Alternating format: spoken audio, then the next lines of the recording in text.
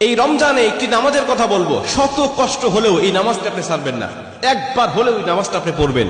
নবীজি এই নামাজের এত গুরুত্ব দিতেন, নবীজি বলেছেন জীবনে একবার হলেও তুমি এই নামাজটা পড়বে।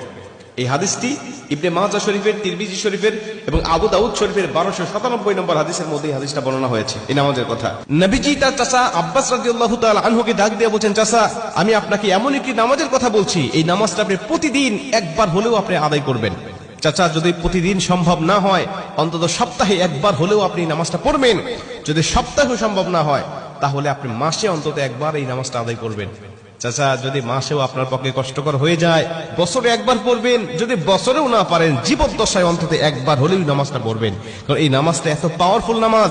এই নামাজটা আদায় করার কারণে আপনার প্রকাশ্যে অপ্রকাশ্যে যত গুনাহ করেছেন, আপনার ইচ্ছায় অনিচ্ছায় যত গুনাহ করেছেন, আপনার অতীত জীবনে যত গুনাহ করেছেন, সব গুনাহ আল্লাহ আপনাকে ক্ষমা করে দেবে।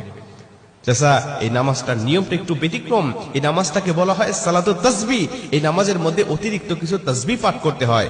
সুবহানাল্লাহ, আলহামদুলিল্লাহ, লা ইলাহা ইল্লাল্লাহ, আল্লাহু আকবার, এই চারটা তাসবিহ একত্রিত করে সুবহানাল্লাহি ওয়াল হামদুলিল্লাহি ওয়া লা ইলাহা ইল্লাল্লাহু আল্লাহু আকবার, এই তাসবিহগুলো, এই বাক্যগুলো এখানে পাঠ করতে হয়। 4 রাকাত বিশিষ্ট এই নামাজ সালাতুত তাসবিহ 4 রাকাত পড়তে হয় এক নিয়তে। 4 রাকাত নামাজে প্রতি রাকাতে 75 বার করে করে মোট 300 বার এই তাসবিহটা পাঠ করতে হয়। সুবহানাল্লাহি ওয়াল হামদুলিল্লাহি ওয়া লা ইলাহা ইল্লাল্লাহু আল্লাহু আকবার, এই তাসবিহটা, এই দোয়াটা 75 বার করে করে প্রতি 4 রাকাতে মোট 300 বার করে আপনি পাঠ করবেন। কি নিয়মে পাঠ করবেন আমি আপনাকে নিয়মটা শেখাচ্ছি। আবু দাউদ শরীফের 1297 নম্বর হাদিসের মধ্যে যে নিয়মটা এসেছে, আমি এই নিয়মটা আপনাকে শেখাচ্ছি। আমাদের সমাজে বেশ কিছু মানুষ বেশ কিছু নিয়ম বলে, কিন্তু আমি আপনাকে হাদিস থেকে সরাসরি নিয়মটা জানাচ্ছি। এটা আপনি রেকর্ড করে নেন, খাতা কলম থাকলে লিখে নেন।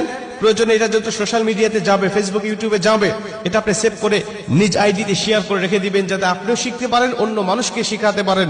আপনার শেখানোর কারণে কেউ যদি নামাজটা আদায় করতে পারে, ও যে সওয়াবটা অর্জন করবে, সওয়াবের একটা অংশ আল্লাহ আপনার আমলনামায়ও দান করবে। এজন্য এগুলো মানুষের কাছে ছড়িয়ে দিবেন যত সম্ভব হয়। আপনি প্রথমে যখন নামাজটা শুরু করবেন, নিয়ত করবেন, নফল নামাজের নিয়ত করে অন্যান্য নামাজে যেভাবে সানা পাঠ করি আপনি সেভাবে সানা পড়বেন। অন্যান্য নামাজে যেভাবে সূরা ফাতিহা পড়ি ওভাবে সূরা ফাতিহা পড়বেন। অন্যান্য নামাজে সূরা ফাতিহার পরে যেভাবে সূরা মিলান ওইভাবে সূরা মিলাবেন। সূরা মিলানোর পরে রুকুতে যাবার আগে দাঁড়ানো অবস্থায় আপনি 15 বার এই তাসবিহটা পাঠ করবেন। সুবহানাল্লাহি ওয়াল হামদুলিল্লাহি ওয়া লা ইলাহা ইল্লাল্লাহু আল্লাহু আকবার, এই তাসবিহটা পাঠ করলেন 15 বার। 15 বার পাঠ করার পর আপনি রুকুতে চলে গেলেন। রুকুতে গিয়ে রুকুর যে তাসবিহটা আছে, তাসবিহটা পাঠ করার পরে সুবহান রাব্বিল আযীম বলার পরে আপনি এই তাসবিহটা আবার পাঠ করবেন 10 বার।